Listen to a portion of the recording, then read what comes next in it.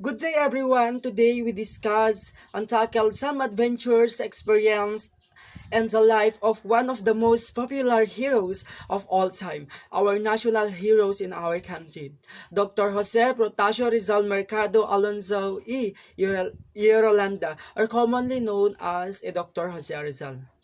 We all know that he is the ones who say that the youth is the hope of our nations, which became one of the most famous line or quotations that we had until in our generations today. Okay, now we proceed to the some countries that he had stayed in a year to get some knowledge and informations for the things that he wanted to do during his time. Dr. Jose Rizal went to Paris and Germany in order to specialize in ophthalmology. He traveled and observed European life and customs in Paris, Heidelberg, Leipzig, and Berlin. Before that, what is an ophthalmology? It is a branch of medicine that deals with the diagnosis and treatments of eye disorders. So it is a treatment for having an eye disorders.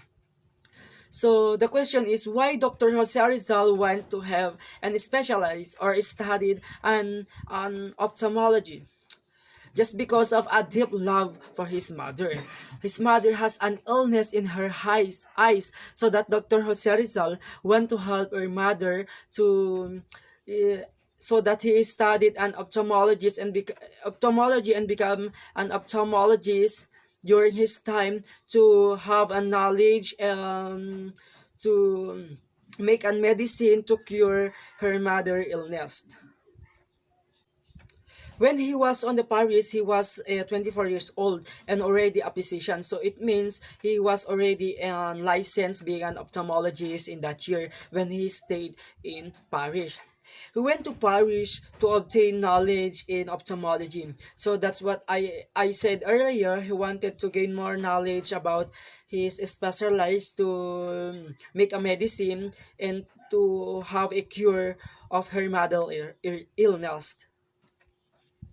In November 1885, he worked for 4 months as an assistant to Dr. Louis D. Werkert, a leading French ophthalmologist. So he became an assistant to the one of the most leading ophthalmologists in French in the year 1885. He wants to become an assistant to Dr. Louis because he wanted to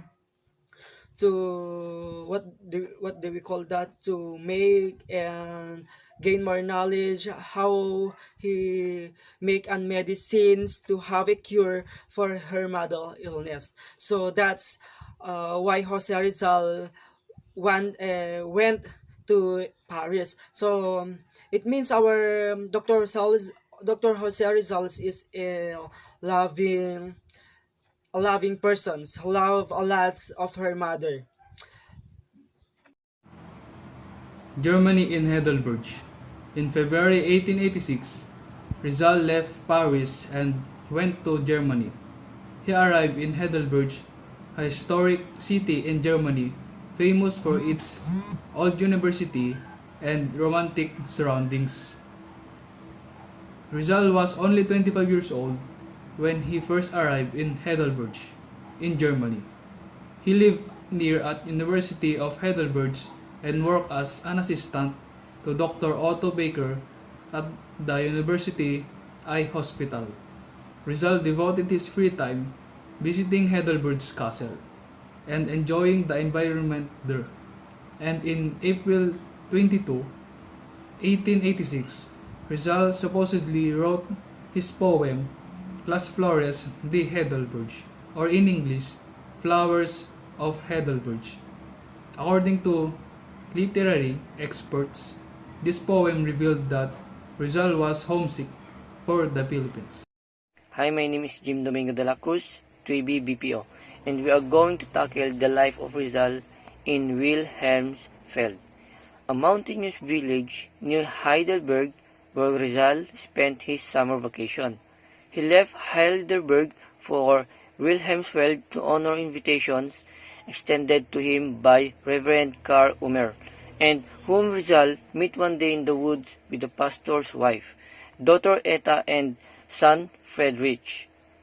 In Wilmersfeld, where Pastor Umer was staying and working, Rizal was invited to visit the vicarage, and Rizal lived with the family of Pastor Karl Umer, a Protestant pastor who became his good friend and admirer, and the pleasant personality and talents in languages and sketching endeared him to the Umer family.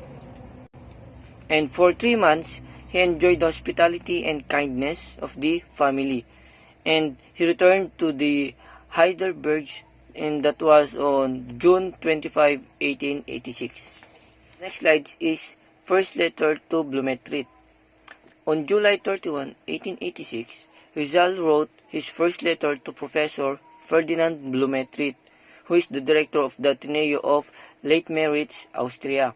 And Blumentritt is an Austrian ethnologist, and he has an interest in the Philippine language. Rizal sent Arithmetica, or the called Arithmetic book, to Blumentritt, which has published in 2 languages, which is the Spanish and Tagalog, by the University of Santo Tomas Press in 1868. The author was Rufino Baltazar Hernandez, a native of Santa Cruz, Laguna. Blumentritt became the best friend of Rizal. In August 1886, Rizal arrived in Leipzig. He stayed here for 2 months, doing a lot of writing and translating. He very much liked what he saw: the magnificent buildings, wide and clean streets, and amiable people. William Tell, written by Schiller, Rizal translated it from German into Tagalog, so the Filipino might know the story of the champion of Swiss independence. Hans Andersen fairy tales. Rizal also translated this in Tagalog for his nephews and nieces. Because of his knowledge of German, Spanish, and other European languages, Rizal worked as proofreader in a publishing firm. He attended some lectures on history and psychology at the University of Leipzig, and met Professor Friedrich Ratzel, a famous German historian, and Dr. Hans Meyer, German anthropologist, and they became friends.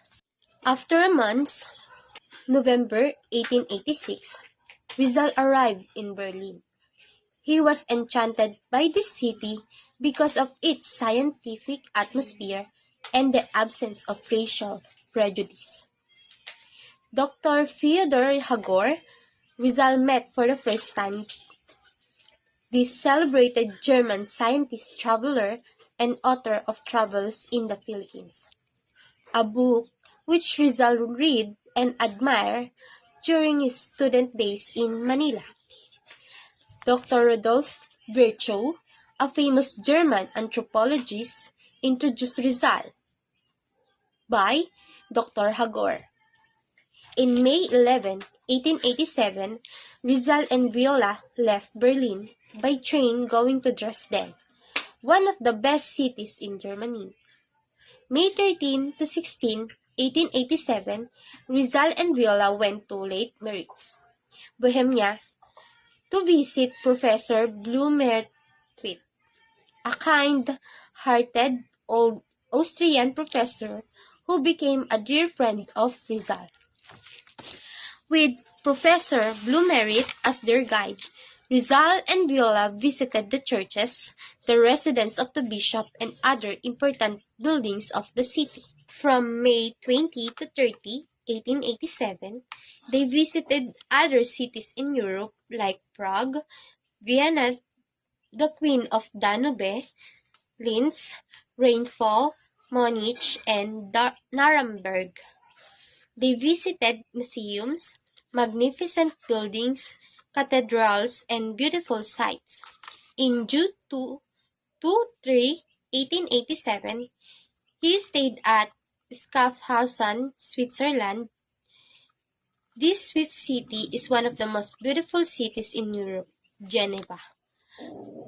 He visited by world tourists every year. June 19, 1887, Rizal treated Viola to a blowout. It was his 26th birthday. Rizal and Viola spent 15 delightful days in Geneva. June 23, 1887, Viola and Rizal parted ways. Viola returned to Barcelona, while Rizal continued the tour to Italy. June 27, 1887, Rizal reached Rome, the Eternal City, and also called the City of the Caesars. After a week of wonderful sojourn in Rome, Rizal prepared to return to the Philippines. Next is German women and their customs. Rizal wrote a letter addressed to his sister Trinidad. He said that German woman is serious, diligent, educated, and friendly. She is not gossipy, frivolous, and quarrelsome. So Rizal sent a letter to his sister Trinidad, dated on March 11, 1886. In his letter, Rizal expressed his high regard and admiration for German womanhood. Rizal said that German woman is serious, diligent, educated, and friendly. Next is, aside from women, Rizal admired the German customs. The Christmas custom of the German delighted him most of Holiday Day custom. He wrote on Christmas Eve. Another interesting German custom observed by Rizal is self-introduction to strangers in a social gathering. So aside from the German woman, Rizal admired also the German custom, which he observes well. It must be noted that Rizal is a keen observer of the custom of the peoples in all the countries he visited. Another interesting German custom observed by Rizal is self-introduction to a strangers in a social gathering. Noli Me Tangere, published in Berlin, 1887. March 21, 1887, the Noli Me Tangere came off the press. The title Noli Me Tangere is a Latin phrase which means touch me not. Noli Me Tangere are words taken from the Gospel of St. John, chapter 20, verses 13 to 17. Rizal dedicated his Noli Me Tangere to the Philippines, to my fatherland. It contains 63 chapters and an apology. Maximo Viola, the savior of Noli, he gave him the needed funds to publish the novel. Grand Tour from Germany to Italy. May 11, 1887, Rizal and Viola left Berlin by train going to Dresden, one of the best cities in Germany. May 13 to 16, 1887, Rizal and Viola went to Litmeritz, Bohemia to visit Professor Blumentritt, a kind-hearted old Austrian professor who became a dear friend of Rizal. With Professor Blumentritt as their guide, Rizal and Viola visited the churches, the residence of the bishop, and other important buildings of the city. June 2 and June 3, 1887, they stayed at Schaffhausen, Switzerland. This city is one of the most beautiful cities in Europe, visited by world tourists every year. June 19, 1887, Rizal treated Viola to a blowout. It was his 26th birthday. Rizal and Viola spent 15 delightful days in Geneva. And in June 23, 1887, Viola and Rizal parted ways. Viola returned to Barcelona while Rizal continued the tour to Italy. June 27, 1887, Rizal reached Rome, the Eternal City, and also called the City of the Caesars. After a week of wonderful sojourn in Rome, Rizal prepared to return to the Philippines. Topic 5. First return to the Philippines, 1887 to 1888. Travel to the Philippines. The stunning beauty of the European lands did not stop Rizal from continuously adoring his native land. After the Noli Me Tangere was published, he decided to return to Calamba despite the many warnings he received from friends and relatives alike. He had 4 reasons for returning to the Philippines. First is to perform an operation on Donna Teodora's eyes. Second is to defend his oppressed countrymen more effectively than doing so in a foreign land. Third is to find out how his Noli was received by the Filipinos and Spaniards.